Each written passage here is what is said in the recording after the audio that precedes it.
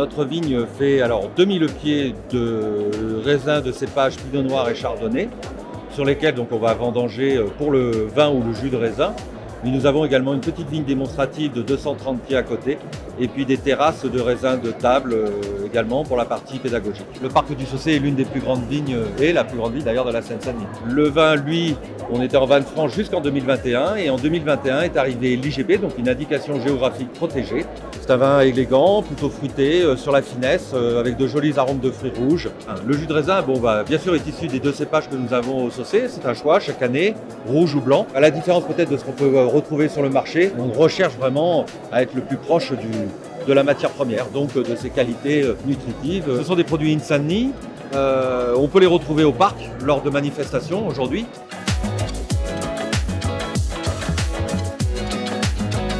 Nous, on est Knaben, on est une association d'agriculture urbaine qui est située à la Courneuve dans le parc Georges Valbon.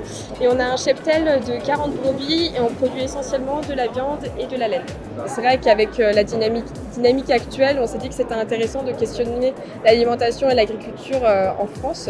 Et on s'est dit que la ville était un terrain intéressant. Alors le parc Georges Valbon, c'est clairement l'idéal pour un troupeau de moutons parce qu'on est sur un parc de 400 hectares, donc qui est très grand, avec une diversité en termes de nourriture pour les animaux qui est extrêmement intéressante. Alors la viande, généralement, on fait un abattage une fois par an parce qu'on a un petit cheptel, donc on n'envoie pas énormément de bêtes à l'abattoir. La plupart des gens qui trouvent que le mouton, c'est fort, c'est juste à cause de l'alimentation. Donc on essaye de travailler là-dessus et de rendre la viande accessible et d'avoir un autre goût à apporter. On la vend aux particuliers donc qui vont venir à la ferme, sinon on passe par un réseau d'AMAP. Alors on a aussi une deuxième activité qui est la production de laine. Elle est extrêmement intéressante pour en faire du pulpe par exemple, ou des couvertures parce qu'elle est très gonflante. On produit environ 100-120 kg de laine brute. Voilà, c'est de l'hyper local fait à la Courneuve, donc c'est quand même assez intéressant.